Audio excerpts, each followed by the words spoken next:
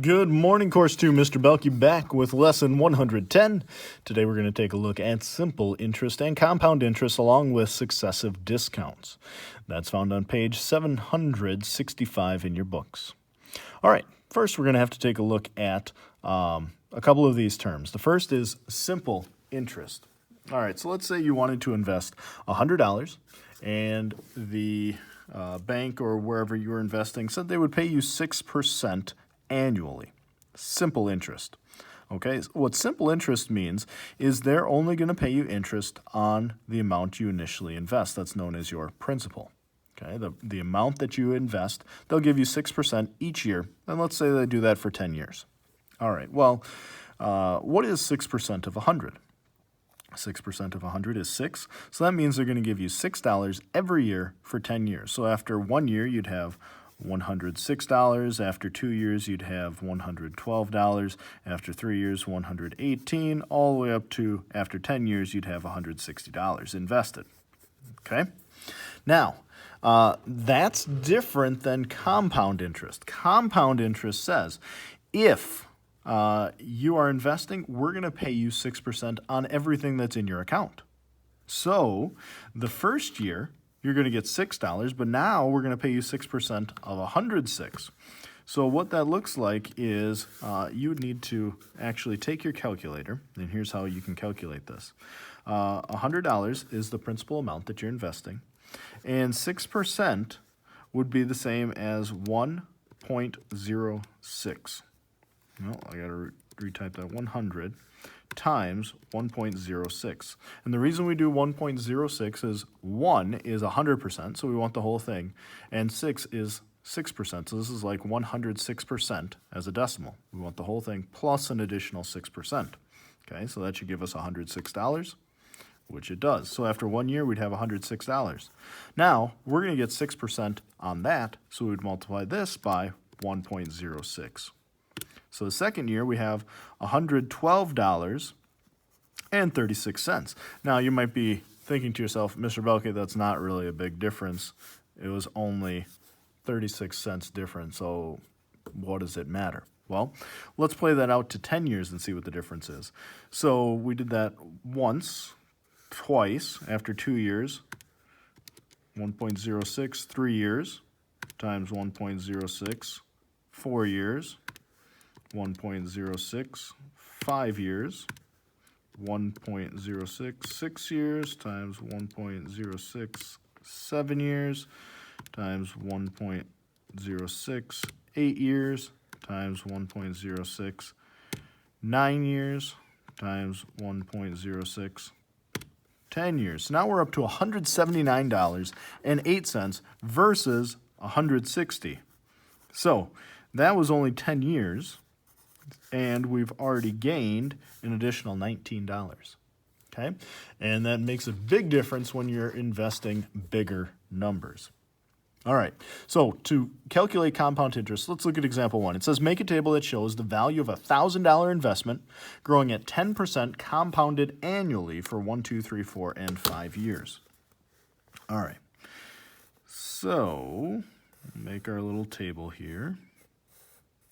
And 1, 2, 3, 4, 5 years. So 1 year, 2, 3, 4, and 5. So we're investing $1,000. That's our principal. And we're going to multiply that by 10%.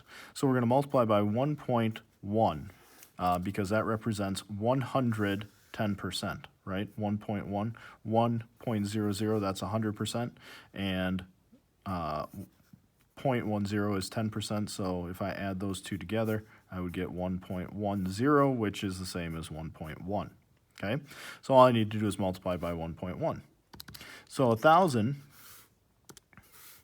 times 1.1 equals, after 1 year, I'd have $1,100. Okay, let's see if I can just keep hitting the equal sign. Some calculators allow you to do that. There we go. 1 to 10, 2 years. 3 years would be 1331. 4 years, 1464 and 10 cents. And 5 years, $1,600 $10.51. Now, if this was simple interest, we'd get $100 each year, so we'd be at $1,500. But with compound interest, we're at $1,610.51, which is a much better investment. Okay?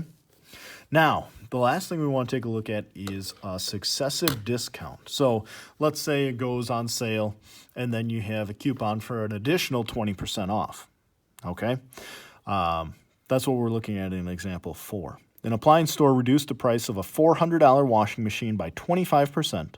When the washing machine did not sell at the sale price, the store reduced the sale price 20% to its clearance price. What was the clearance price of the washing machine? So there are two things you need to do here. You can't simply stack the 20% on the 25% and say it's a total of 45% off. That won't work.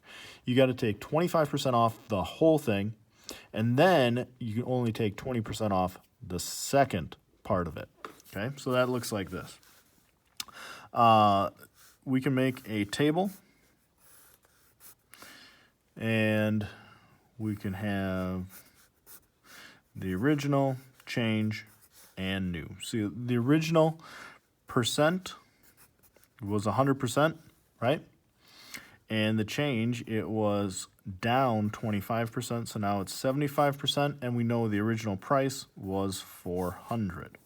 Okay, so I'd have 75 times 400 divided by 100. 75 times 400 divided by 100 equals 300, and that makes sense, right? 300 is 75% of 400. Okay, so the first sale, it's down to 300. Now, it's an additional 20% off of that $300. So now I make another chart. Ratio box, percent actual, original, change, and new. So now the original price is back to 100%. It's not 100% of what it was before.